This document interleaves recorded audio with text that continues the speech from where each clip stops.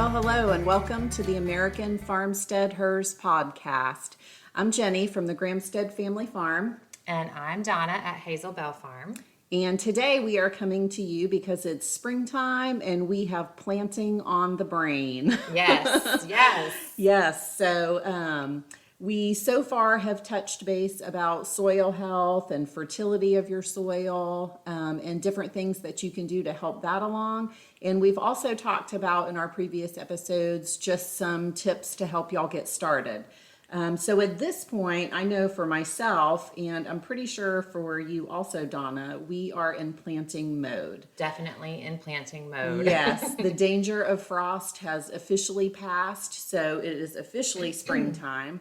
And that's what's been on the agenda, just getting stuff in the garden. So yeah, I had to apologize to my family this week, mostly my husband, because I said, guess what, guys? I am now the world's worst housewife. Right.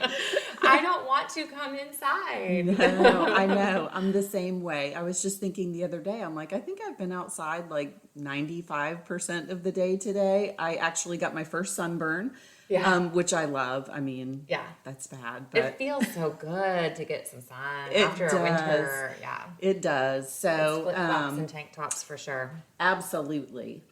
So at this point in my garden, we've got our tomatoes in, a variety of peppers, the cucumbers, carrots, potatoes. I'm going to do some succession planting of green beans, black beans, and zipper peas. So I've got that first succession in. Nice. And same thing with squash and zucchini. I'm going to do those succession planting as well. So I've got the first round of those put in. So really, I think I'm kind of almost fully planted other than round 2 of things. Yeah, it's really funny. Like there's so much anticipation to plant for right now. Yes. And then you put everything in and then it's like, okay, now what? Right. Okay, I'm good. I'm good. For a little bit. For a little while, there's a lull. Yes. Yep. So yeah, we're just basically going to talk today about some planting specifics. Yeah. And I guess it really depends on, if you're starting stuff from seed or if you are starting with transplants, and either way is fine. I know I failed miserably at starting my own seeds for a good couple of years. Yeah. I just was intimidated by starting seeds when I first started to garden. It wasn't anything I even considered possible for the regular home gardener. I didn't know that. Right. That was an option for me. I mean, sure, I may have seen seed packs, but I never even gave them a second look when I first started. No. I started out with plants the first several years. And the bigger my garden got, I decided that, hey, this is kind of costing a lot of money buying all these starts. Maybe I should figure out this seed thing. So, right. And I did, and I'm glad that we did, because it is a big time saver, or money saver, I should say. It is. I guess let's talk maybe, okay, so once your plants are ready, you got them home from the store. Something you want to consider is making sure that your plants are hardened off before you put them into the garden. Super important to just get them really acclimated to being out in the full sun and out in the wind and the rain and all the elements. So nothing will kill a seedling faster than just throwing it out in the garden and putting it in the ground. Yeah, so you kind of have to take a look at the surroundings and the environment that the plants were in where you bought them from. Yes. So if you purchase them from a nursery in a high tunnel, they're not used to being in the direct sun and wind and maybe bugs and that kind of thing. But if you purchase them from a big box store and they have them on a rack outside, they may be getting more sun and wind in that, but they're probably going to be in like a little alcove of an area where they're not out in the wide open. Yes. And you also have to consider that they're all bunched up on the rack as well. Right. They're not going to be standing alone in a garden row like they would be when you actually put them in the ground at home. So I like to start by putting my stuff out just for a couple hours the first day. And every day that you get closer to planting, maybe extend that time a little bit more. Maybe start with partial sun and eventually move them to full sun. Yeah. And I usually set them out in the garden for at least 24 hours before I actually put them in the ground. Yeah, So, me too. Me too. I Yep. try to. I'm not perfect at No. any of it, so I say me too, but I try me too. Right, I try. I mean, there's a lot that goes along with that. I have people say like, "Oh, you have to plant with the signs, with the moon," and like there is something to that. But I don't have time in my life for that. Like I have to plant when I have an opening to plant. Yes, exactly. When life is going to allow it. Yeah.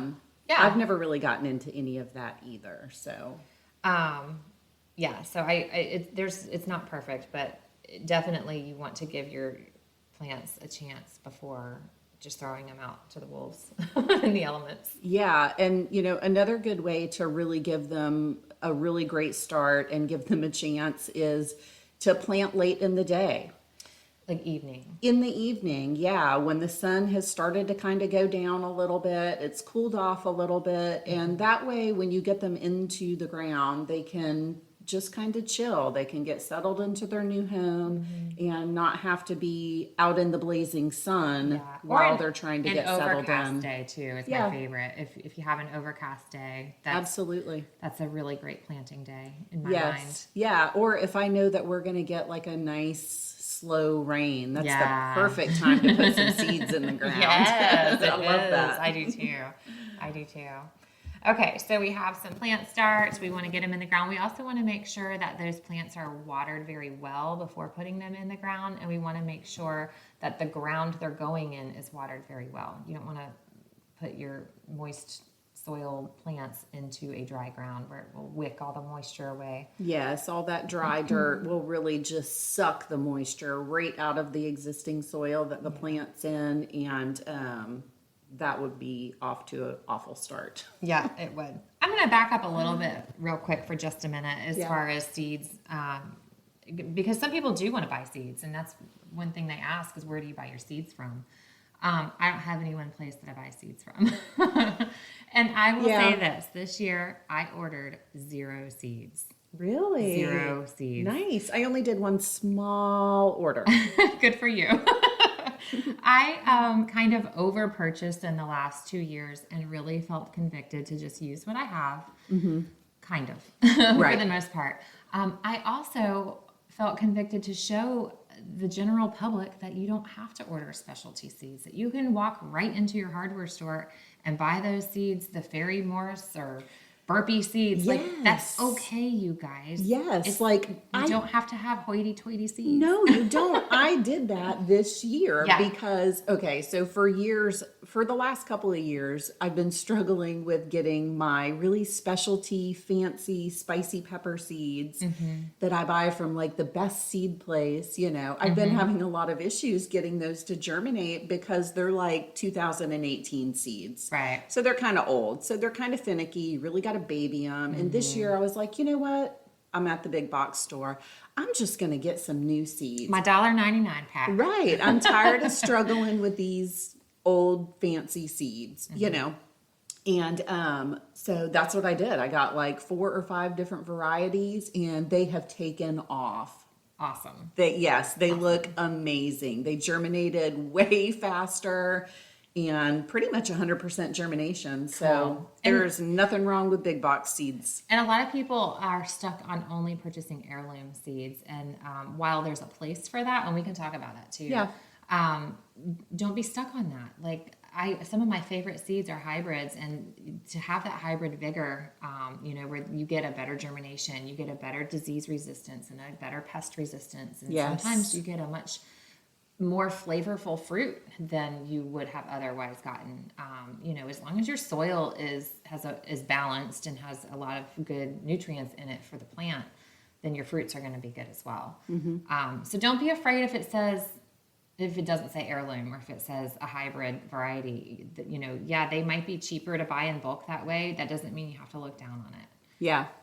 I like to do a mix now. Okay. And I only say that, from my own experience, is that I used to be that girl who could only purchase her seeds from the best seed companies and ship them across the country. Right. And I got them.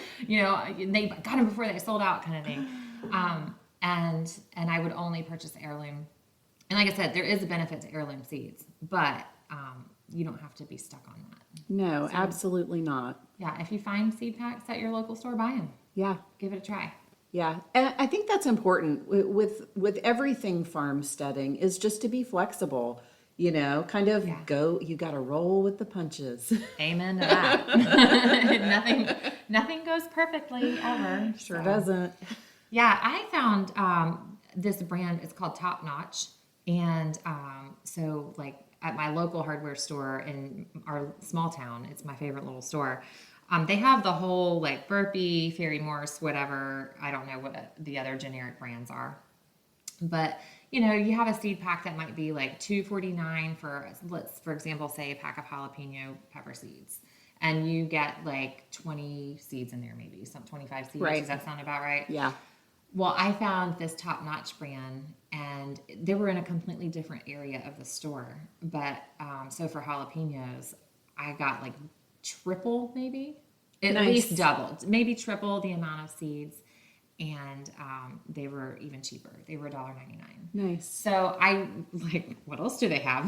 Right. and I did. I bought green beans and cauliflower and cucumbers, and I bought a bunch of stuff. And some of them are heirloom, and some of them are hybrid. But I pretty much bought like one of everything they had. Now, they were all like the Blue Lake Bush green beans, which that happens to be a green bean that we like here anyways. Yeah. But that was the only green bean that they had. So if I was looking for a purple potted or a dragon tongue or something like that, I wasn't going to find it in that brand. But I really, like I said, I really didn't care because I have quite the seed collection at this point. Right. So, yeah, it's kind of extensive.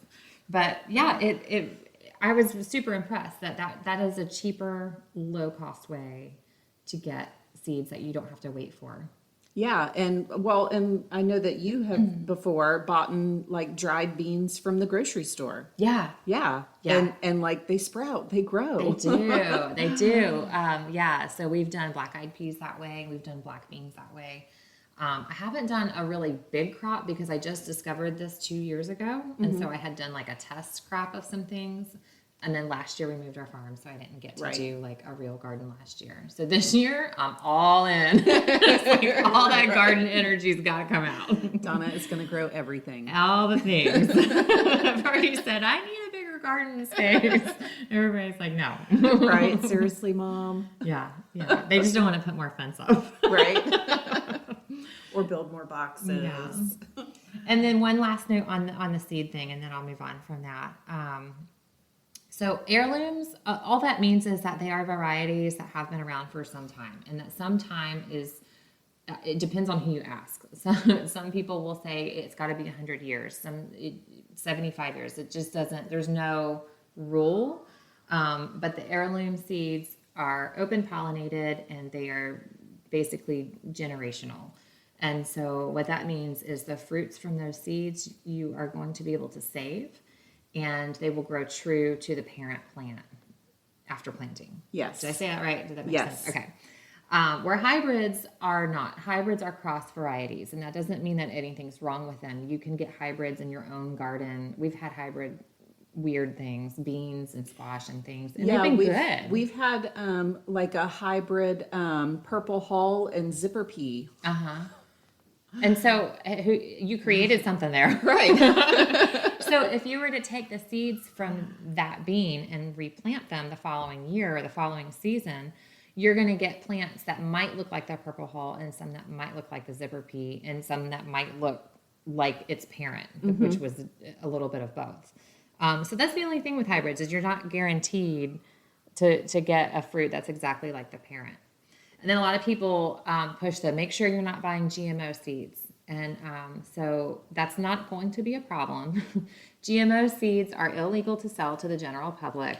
Yes, that's more of a commercial farmer, and they're really expensive. And it comes I've heard, with it comes with contracts, and you're not going to accidentally buy GMO seeds online or in your store. That's just not possible. I think that's become one of those kind of like a labeling thing. It's a marketing thing. It's a marketing thing. If it doesn't say non-GMO, then you shouldn't purchase it. Right. Yeah. It's totally a marketing thing when you're talking about, being able to buy something for the general public. Yeah. So GMOs are created in labs, and that is different from a hybrid. That's why I say it's okay to get the hybrid. And the GMOs are, they're created in a lab by scientists. And there's a whole ethical conversation behind that, but we won't go into that. Just know that you're not going to buy them by accident. You don't have to seek those out, those non-GMOs. Yeah. So, okay. What next? What about companion planting? Yeah, let's talk about that. Yes. So we have been trying to do more companion planting. When we first started out, we weren't really doing much at all. But now, as I really start to look at the garden, and I really want to try to just use my space as best as I can. So, for instance, carrots take a long time. Carrots will be in the ground for at least 3 or 4 months. So what I'm doing is I started my carrots a while ago, but that's also going to be the bed where some of my tomatoes go. The tomatoes are going to grow out a little bit quicker. And as long as you don't crowd things, nobody's stealing any nutrients from each other. Right. I think actually there's something about carrots that deters a tomato pest. Oh. I'll have to look that up. Yeah, do. So certain things are going to grow better with others, obviously, and certain things are not. We definitely learned that with onions and green beans. Oh. I went crazy one year and I think it was the first time we ever ordered onions together. We ordered like a whole case of onions, Way too many for 2 people. And it was like 2 million onion starts. No lie. And so I literally had onions everywhere. Yeah. And too. Every spring. So onions we do kind of more, we get them started in the winter and harvest late spring. And we do a lot of green beans and zipper peas and stuff like that in the spring. And beans absolutely do not like to be grown near or in the same spot as onions. And I didn't know that. My green beans did absolutely nothing. The plants would not grow, and they were planted like in the same bed. Like I pulled my onions, I sowed my seeds. Oh, so they were after you pulled your onions. Yes, I got it. after. I missed that. And so after the fact, I'm like, what the heck is going on? Right. And that's what I think it was that it was in the onion bed. Okay. And onions were everywhere. So that year we didn't have really any good beans. Ah, that stinks. You definitely want to look out for stuff like that. So when you're planning out your garden, it's super, super smart to just do a little bit of research and find out what's going to grow good together and what is absolutely not going to grow good together.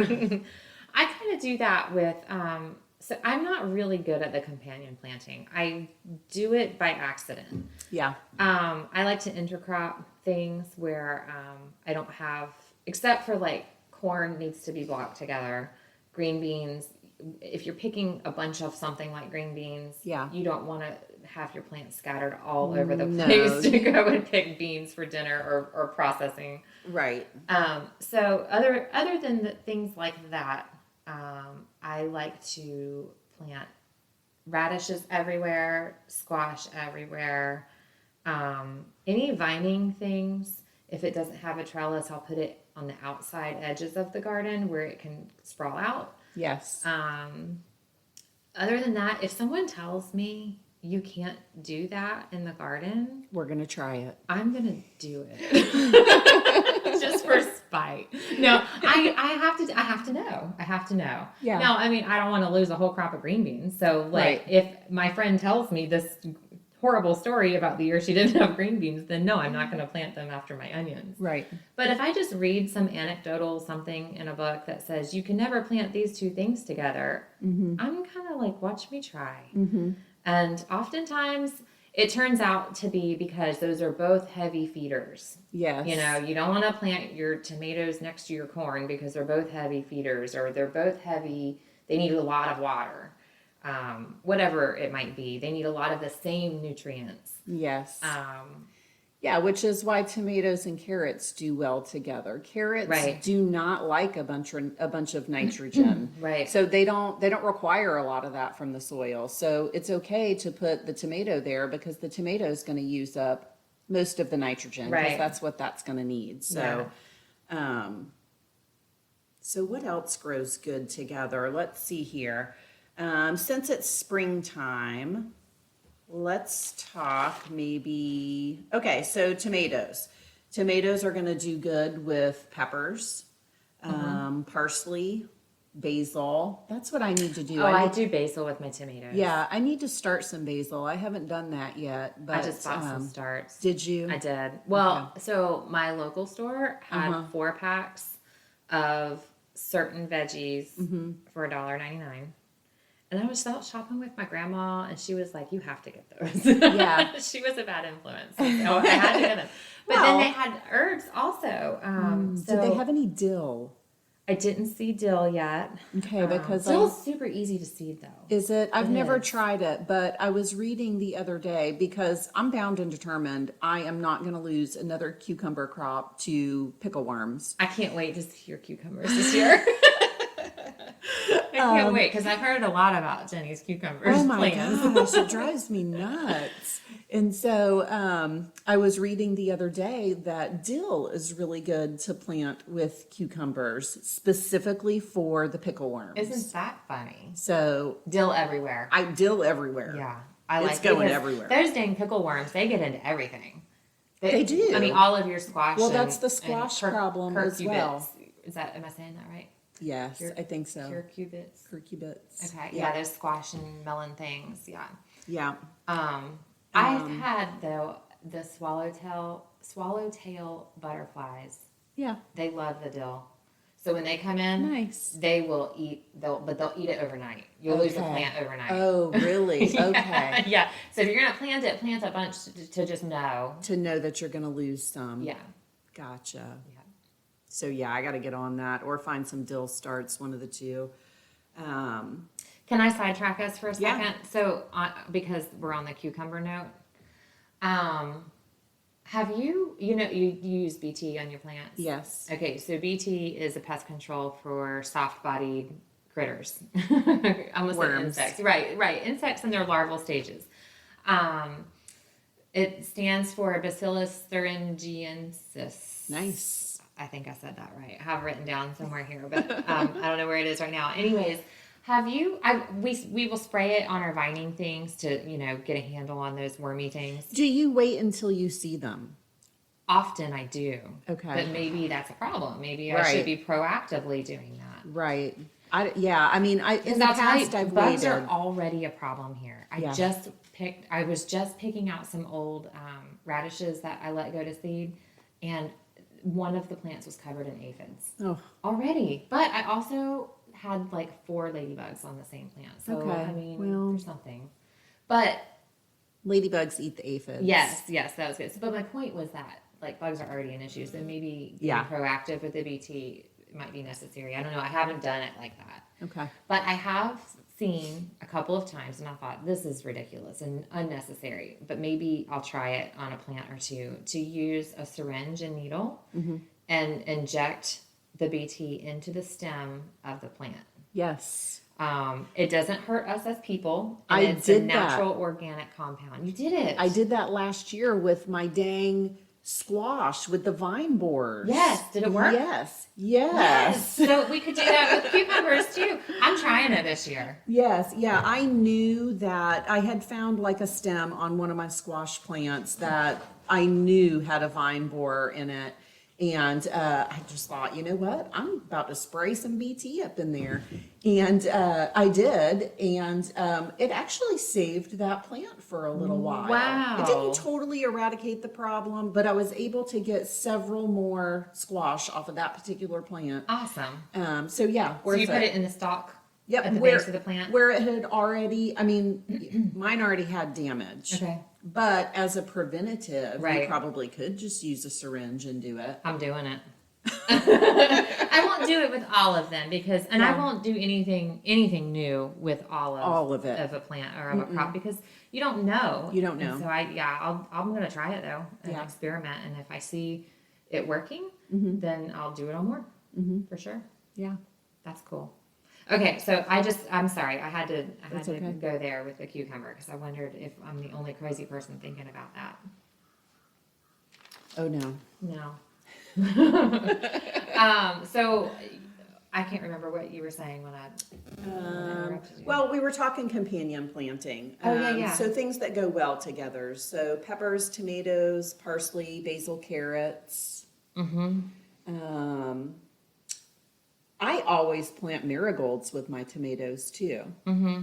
They're supposed to deter pests. I haven't seen that, but I do put them everywhere. Well, in my garden, especially last year, my marigolds ended up kind of being like a trap crop for aphids. Like all the aphids wanted to go to my marigolds. Nice.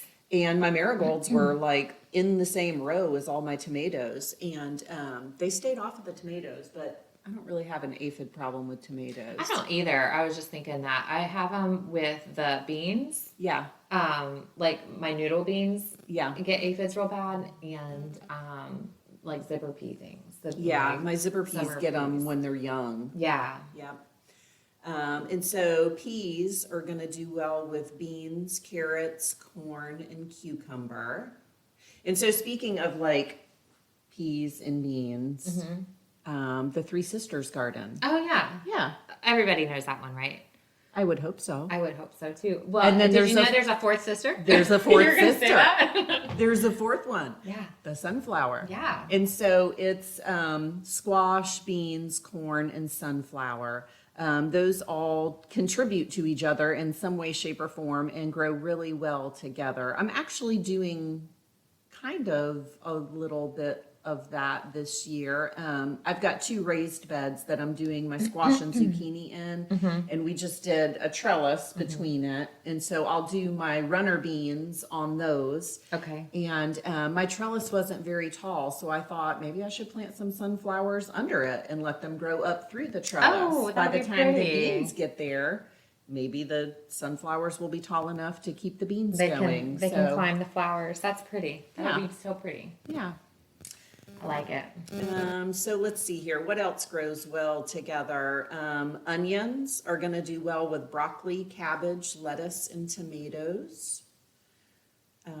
Lettuce is going to do well with carrots, radish, strawberries, and beets.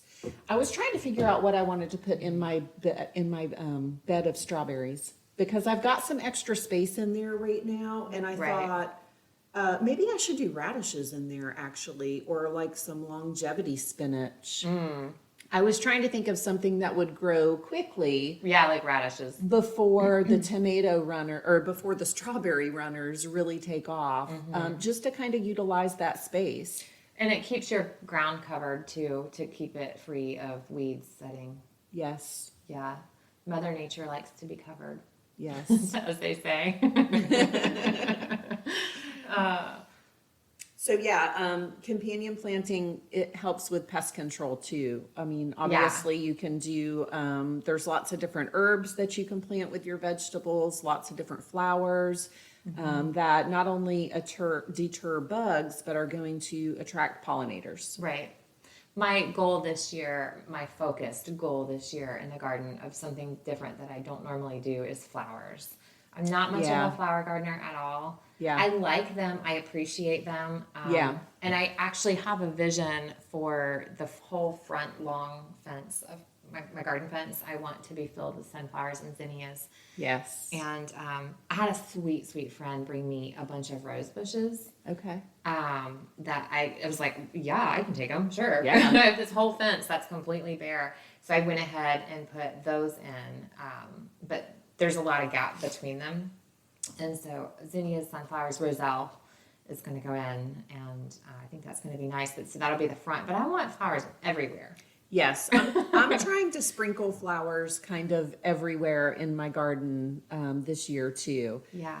I just seeded some sunflowers. A friend of mine and I both harvested a variety of sunflower seeds last year, and so she had a different mix than what I had, and so we mixed our two mixes together. Nice. That's fun. And so I just put some of those in, some zinnias, some marigolds, but I need to start some nasturtiums. Yeah.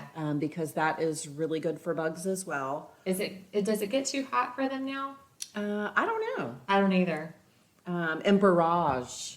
The bees love it. That is so good. Have you ever had one of those flowers? Yeah. Yeah, they taste like cucumbers. They are so good. Yeah, they are. So I've already got some of those seeds, so I need to start some of that. And dill. I guess I'm on the hunt for dill now. Okay, here's a secret about dill.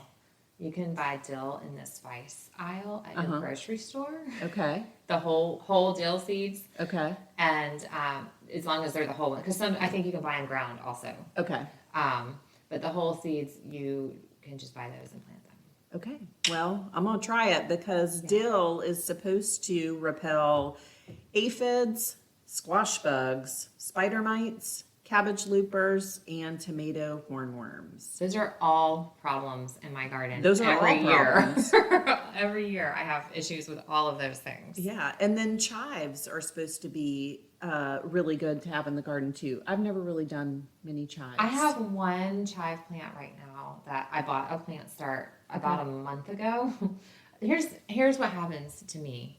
Oh, those are so great. I have to have those. And so I'll buy like a whole flat of plant of like little like 4-inch cup or pot plants. Right. And then they come home and they sit. And they sit. Yeah. I'm like, I better put some water on those. I don't do well with potted plants at all. And I don't either. you know, but I want to buy these because I see them and I impulse buy and I have to have them. Chives, anyways, long story short, chives was one of those things. I put them in the ground in a box about 2 weeks ago, and they looked really sad along with everything else that was in that same flat. It's like, why do I do this to myself? You know, like you pay good money for that. So it's like $4 a pot, you know? Right. They did look really, really sad, but now they look excellent. Nice. So yeah, they got some fresh compost. I've kept the water to them. They look great. So I'm excited to see if I can separate that bunch. Yes. And propagate. Yeah. To get more. I don't know. I don't have a lot of experience with chives either. Yeah. No, I've never done it. So. I've tried to start chive seeds several times and I've never had much luck. Okay. I might get them germinated and then that's it. Okay. And sometimes that might be my own fault. Mm-hmm. Like my own neglectful fault. Right. Well, it happens. It happens. Can't keep up with everything. No, I try. So let's talk about determinate versus indeterminate. Yes. So that applies to tomatoes, green beans. I would even say squash. Okay. You know, because you have your bush varieties and then you have your vining varieties, you know? Right. I mean, I don't know if those are actually labeled indeterminate. I don't know either.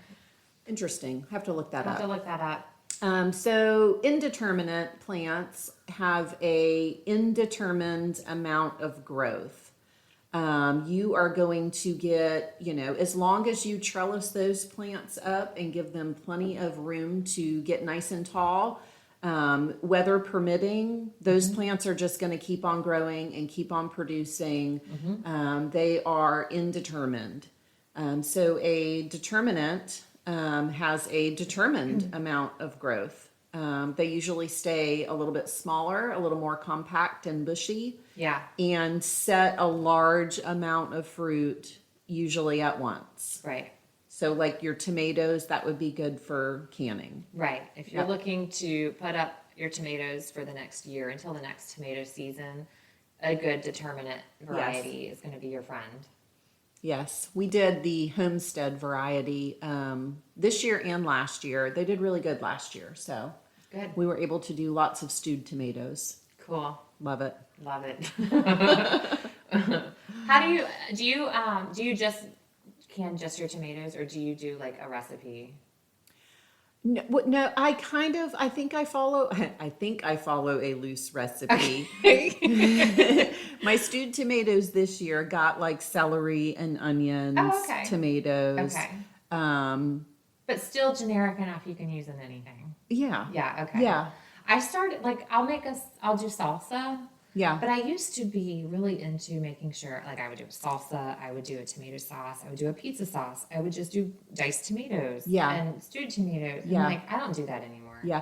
One year we did, I don't do that anymore either, but one year we did chili starters. And that was really nice because when wintertime rolls around and you ain't got no tomatoes, That's nice. but you got a can of chili starter with tomatoes in it from the garden, Yeah. makes awesome chili. Yeah. Yeah. Yeah, I just found it easier just to can tomatoes, just diced tomatoes. Yeah. And well, I say Keep just it diced. simple. Yeah, just simple. Yeah, and then I can do all of those things with it. Right. When I'm ready to. But Yeah. I also can chili, so. Oh, well, then there you go. It's just done.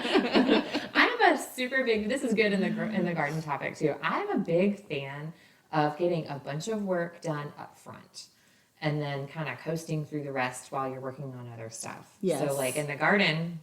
And the reason that came to mind was because, like, the chili. Like, I love having ready-to-eat meals on the shelf Yes. for unexpected nights of, oh, we thought we were going out tonight for after baseball, but the game got rained out, and now I don't have anything thought out. What are we going to do? Right. There's canned chili on the shelf, and Yeah. we can do chili over rice easily, Nice.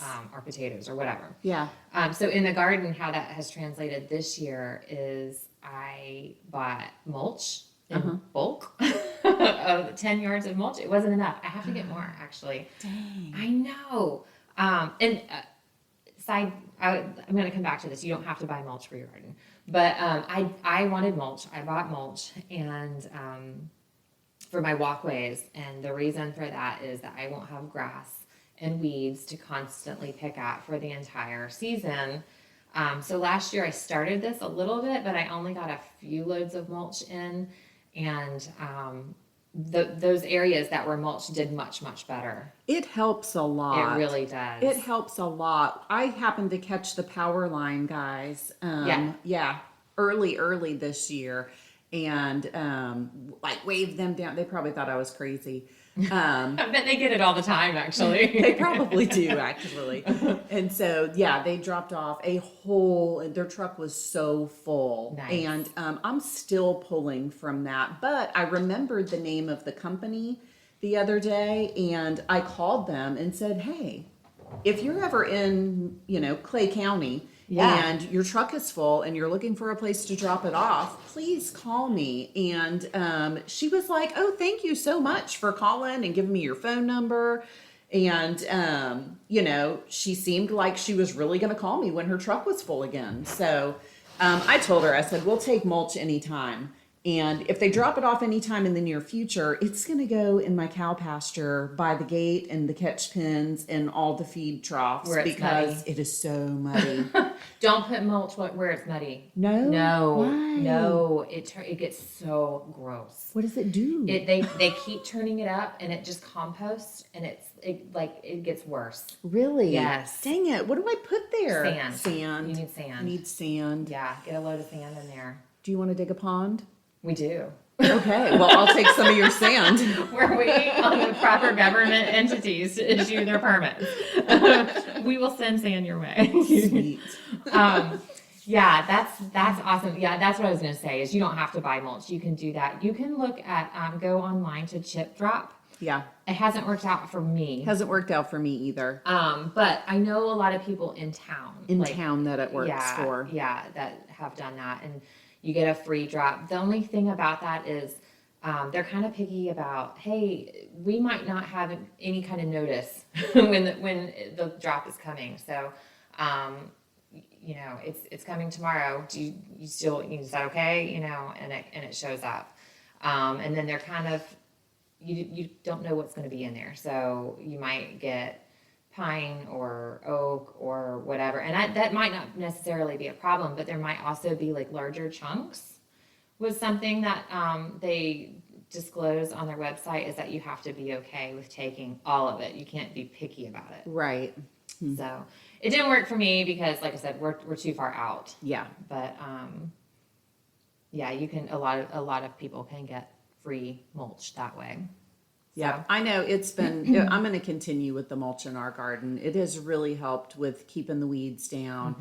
But I've tried to be more diligent on staying on top of the weeds. I'm really trying to set aside like a specific day with a loose time on when I'm going to go out in the garden and I'm going to attack the weeds in the garden. Yeah. And it has to be on the schedule or it'll get out of control.